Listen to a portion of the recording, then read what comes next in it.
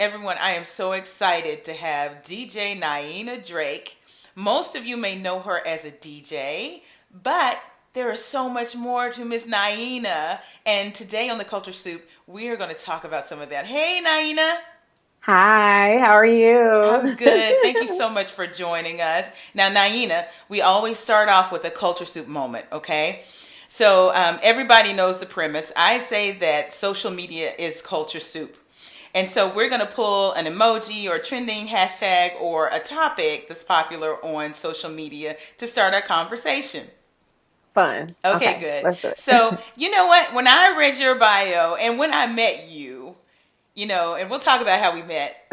The emoji that I thought about was the dancing woman in the red dress.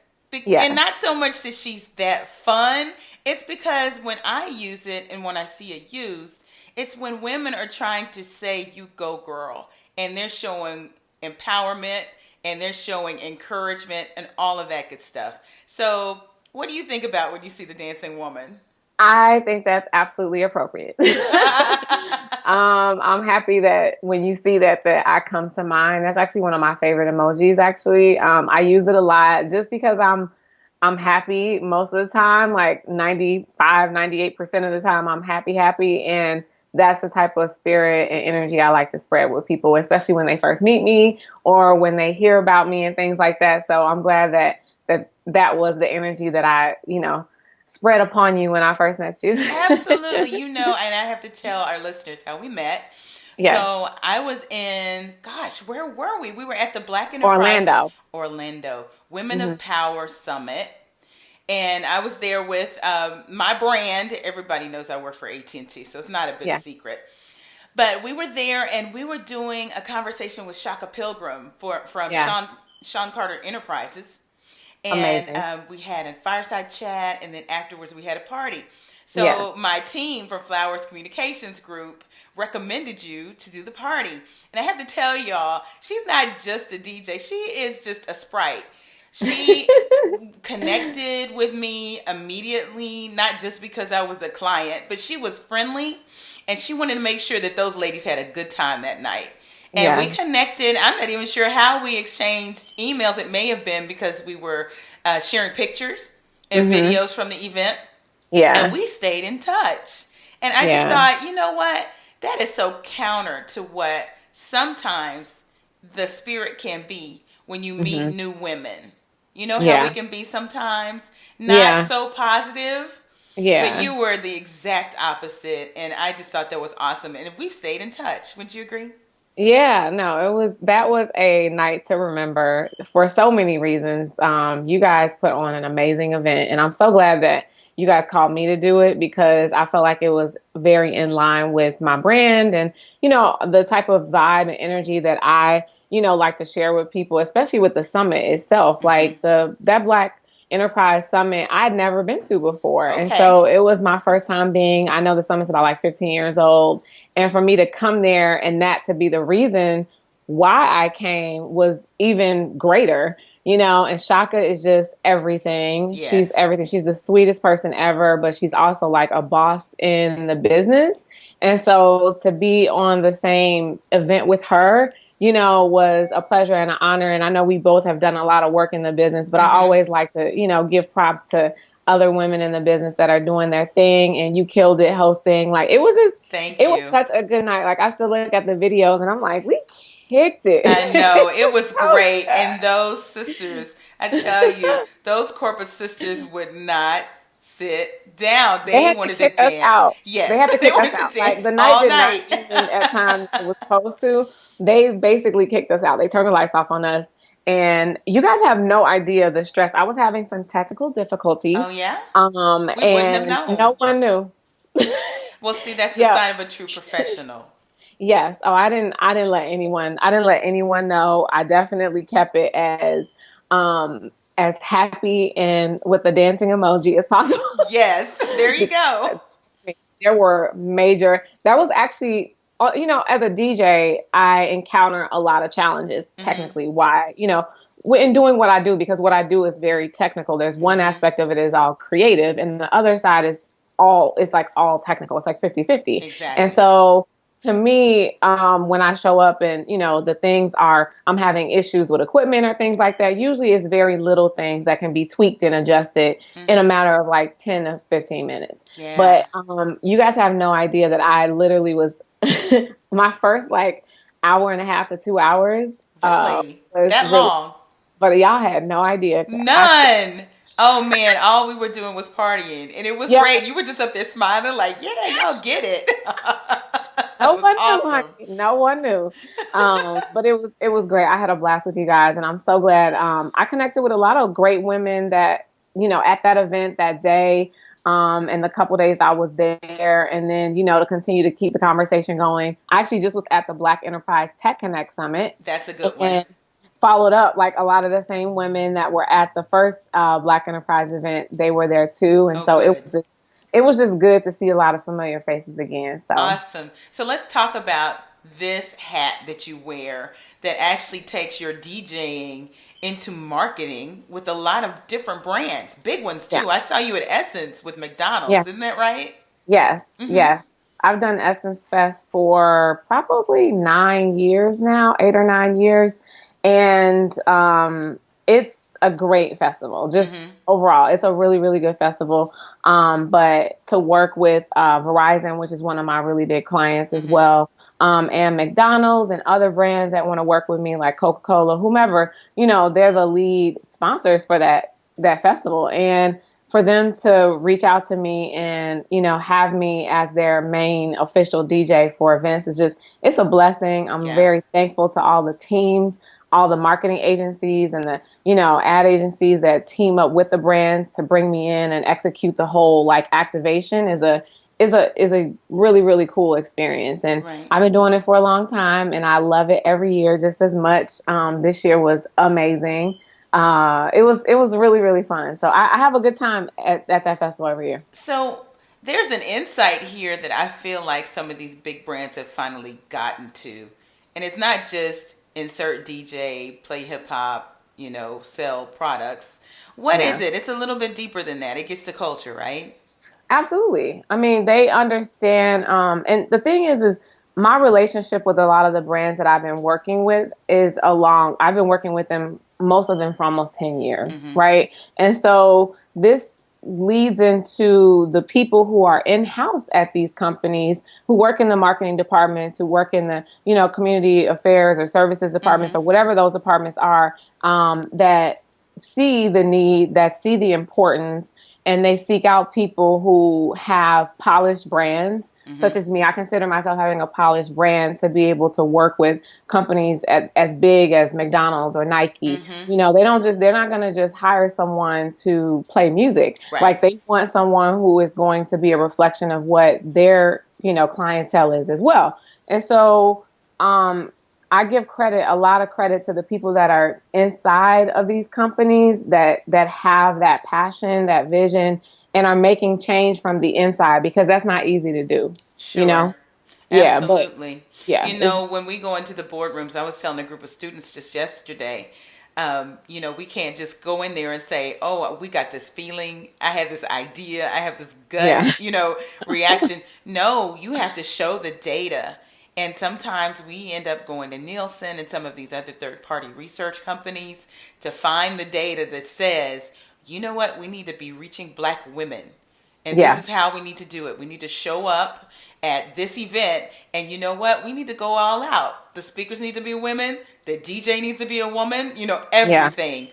So, yes, absolutely. To be able to pull out of a pool of individuals and know that once you call DJ Niena Drake, you're going to get someone who was polished and actually knows how to work on the back end, with the people in a professional manner, and then present yourself in a professional manner too, even though, you're out there to have fun. Yeah. Yeah, absolutely. I mean, to me, I always make this joke when people take pictures of me that I'm literally always either like, it's one of two expressions.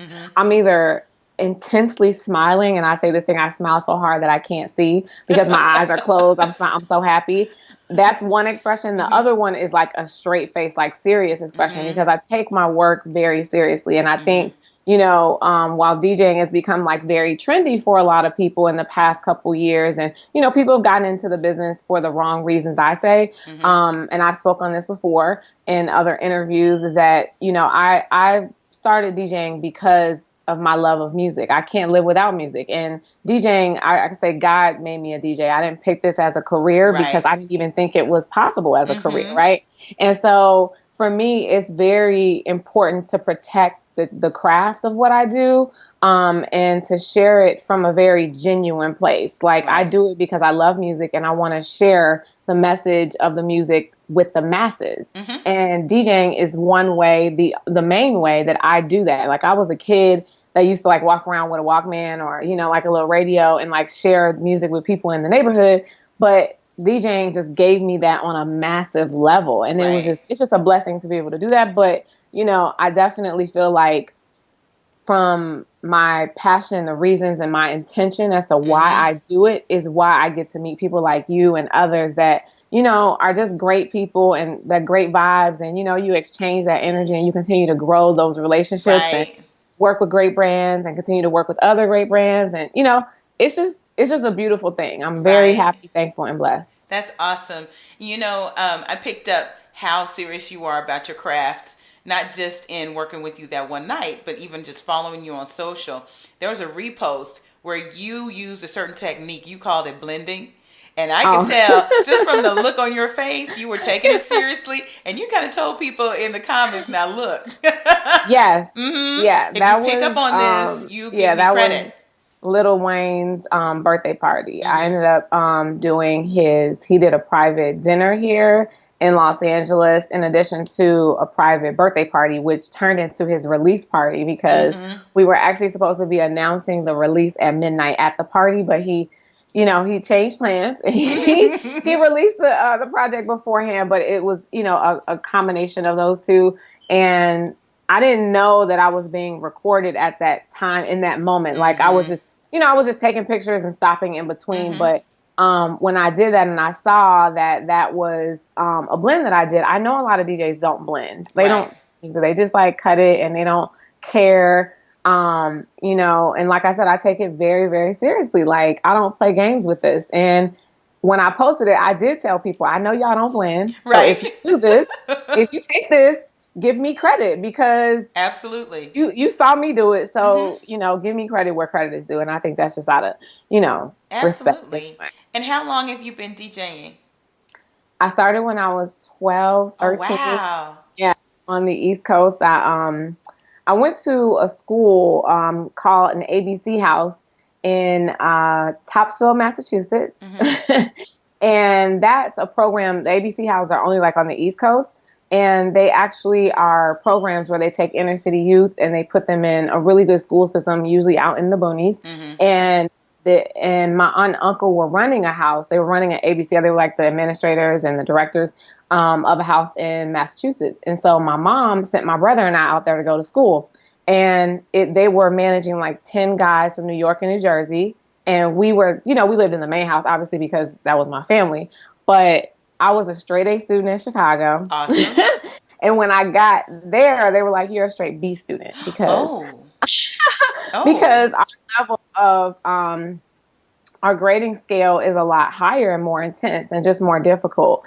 And so it was a little dose of reality for me. But, to break the stress of school at that time, we would throw our own house parties because we were the minorities. It was like cousins. It was like my 2 cousins and then my brother and I, and then the 10 guys from New York and New Jersey. Right. And so we had to, go to the parties that the other kids it was a junior high and a high school together. So, cause it was like it was a pretty large community, but everybody in that rural area went to the same school.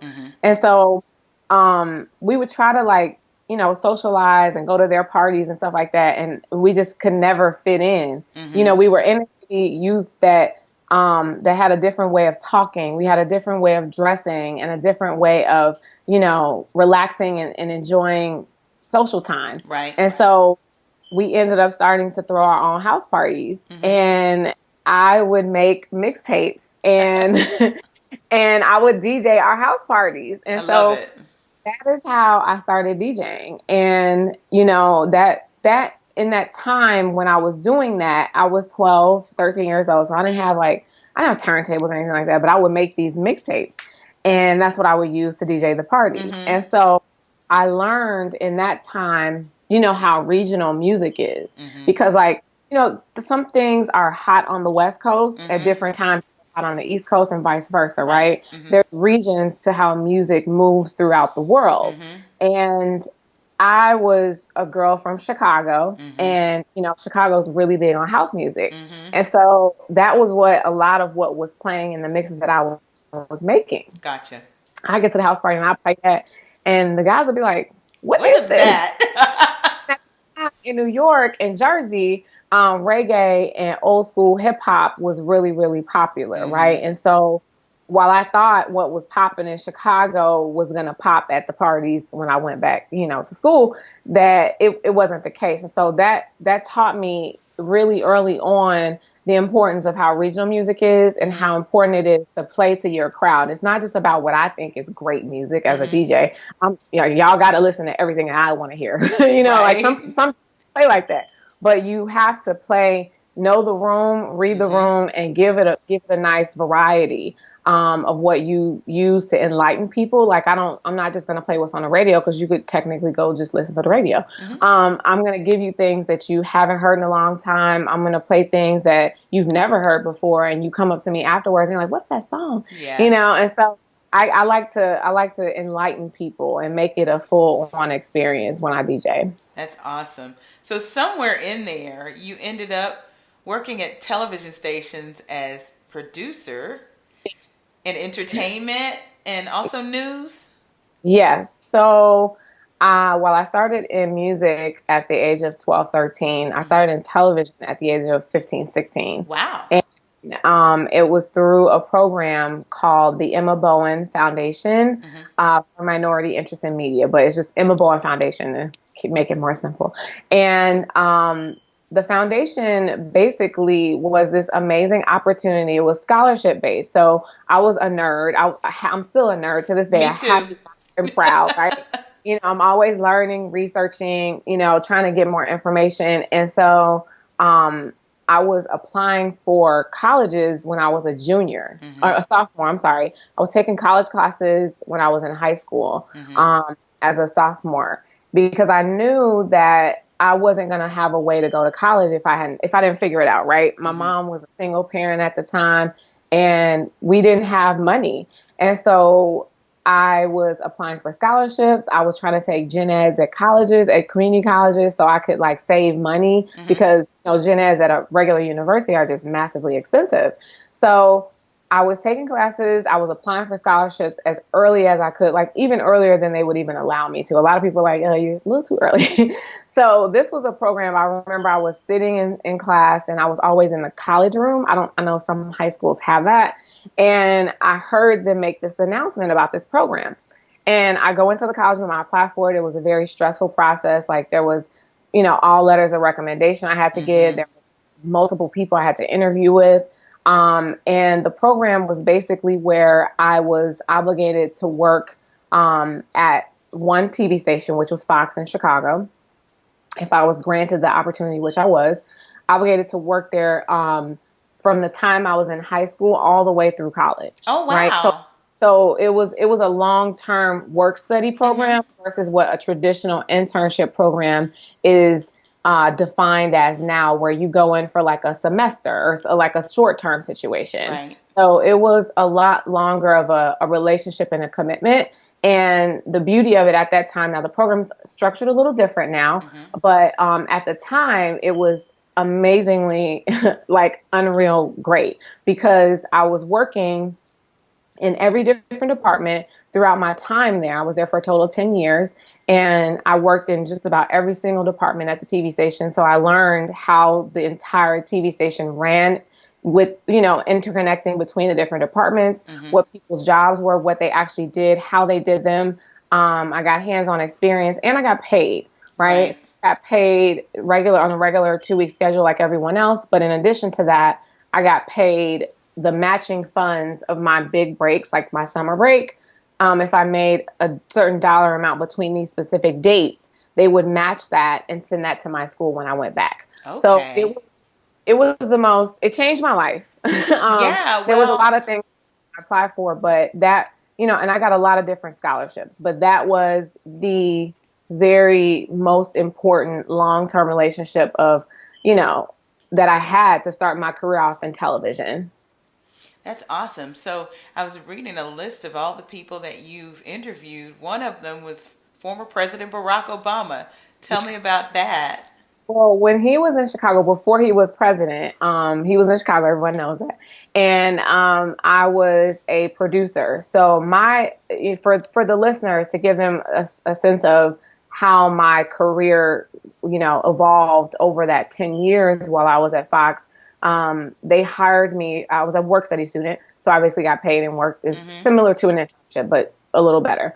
And then they hired me as a production assistant to work on different shows. From there, I got hired as a field producer, and then producers in different levels, associate producer, special projects, different specific roles that I had in my career there. And while I was a field producer, what field producers do is they basically do all the work in the field that the reporter doesn't do. I used to do that. Yeah, I it's did that like, for the CBS turned Fox affiliate in Dallas, Fort Worth. So yeah. I know. It is all the work that no one else does, and you do, and no one knows that you did the work. Right. And so you're always in the field, you're at press conferences, you're at, fires, you're at, different things, like you're doing interviews with a lot of different people. And I interviewed him multiple times during his time before he became president in Chicago, and therefore after. And then I was in Chicago when he was elected for the main, ceremony and such. Right. So, That's awesome. yeah, it's been a beautiful journey, and I've met some amazing people. I've done some amazing things, and I still work in television. I've done a lot of different work since then on a freelance basis. I went in house. I was at Revolt as a senior producer there for about a little over a year, actually, out here in Los Angeles. And then when I left there, I immediately started working at CBS. For Entertainment Tonight. I was a senior supervising producer there. Wow. And I'm their entire digital team that created all the content for their digital platform. So the ET Online website, their main property, in addition to the relationships that they had with the YouTube contract, Facebook, and things like that. So I was in charge of development and managing the producers, editors, videographers for that entire digital team. So, gotcha. yeah. So you DJing full time right now, or do you just kind of float in and out of TV, or how does that work? Well, I'm happy to say that in October of last year, I left Entertainment Tonight, wrapped that up, and I left. I leave every job. I call it an elevation. I don't quit or anything like. It's never bad for me. It's always like the next level of elevation. And so I elevated from that position to now being a director at the Emma Bowen Foundation. Oh, wow. See, I saw that in your bio, but I was going to let you do that big reveal. Yeah. That's good. So you're giving back. That's awesome. Full circle. Yeah. So my job now with the foundation as a director, I'm a director there with a specific branch of the foundation. Called the AMP Network, and AMP stands for Alumni and Media Professionals at this time. But we just hyphenated like AMP Network, and it basically is a community of amazing professionals of color around the country that work in media, entertainment, and technology. And I help connect the dots with them between each other, between employers. I help get people jobs. Wow. I help get them ready to get the job. I get their LinkedIns together. I do like different workshops. Different career development things for them. I go to conferences and, share the message about the foundation because it's so amazing and how it changed my life. And also how it's like full circle for me that I'm back now helping the next generation of, creators. So that is so awesome. Niena, you are doing it, girl. That is so awesome. Yeah. I just don't think many people may have known about your day job. Yeah, I mean, well, to me, I don't consider it a day job. I consider what I do a variety of things within my purpose, right? So for example, my days are never the same. I know people's like, what's a typical day for you? There's no typical day. I'm on emails all the time. Mm-hmm. But I could be at a conference. I could be at home working from my home office. I could be at my office. I do have an office out here in Los Angeles. I'm back at CBS, which is so funny because CBS is one of our partners at the foundation. Yes. Okay. So I'm literally back at the same lot that I was a couple Wow. months ago. And then like this weekend, I'm not sure when people are going to be listening to this. I'm doing a private event, a very amazing women empowerment brunch with Nike and the LeBron James release. Ooh, So that's a yeah, good one. yeah, it's a really good one. And I have some other stuff coming up that I can't talk about. Okay. But like they are in the same to me. I give quality time to them both, as far as DJing and then as far as, the work I do with the foundation. Like it's not considered a full-time role. But I am a director in a consultant position with them. And so, this is my gift and how I'm sharing it at this time in my life. And, if God positions me in a different way, I'm here for it. So, I I'm love just it. That's so awesome, Niena. Now tell everybody how they can stay in contact with you. You want to tell them your social handles? Yes, my social on Instagram and Twitter is just at Niena Drake. It's Niena Drake, like the rapper, but that's my real name.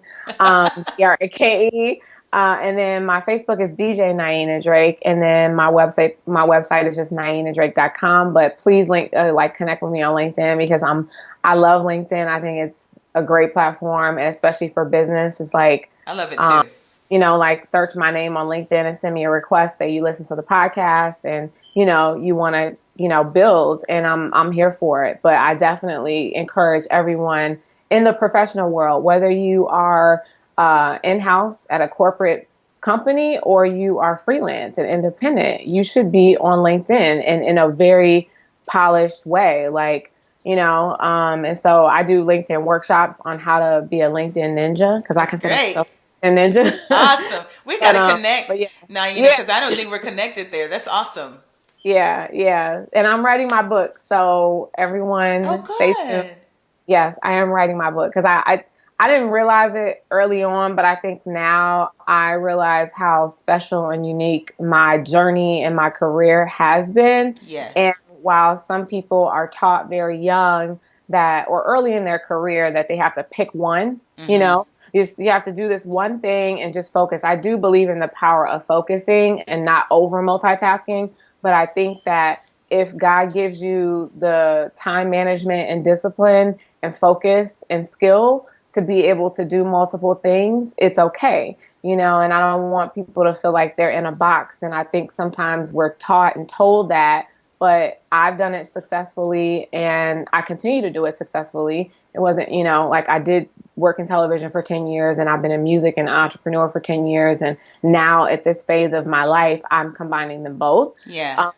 But I think that if you have all those qualities I just mentioned, you can absolutely do it. And so I'm going to share that journey in my book and even more. I So love that. So everybody keep your eyeballs out for Niena Drake's book.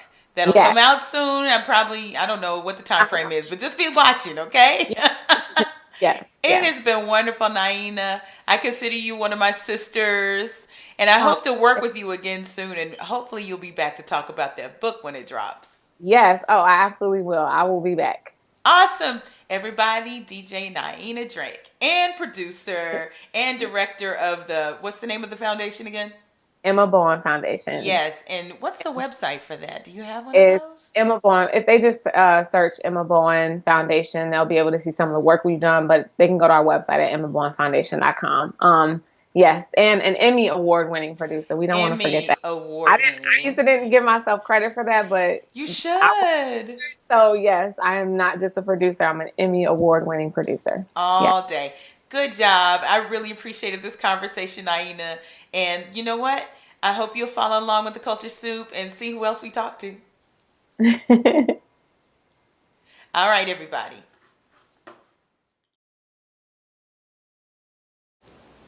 The Culture Soup podcast is a production of No Silos Communication.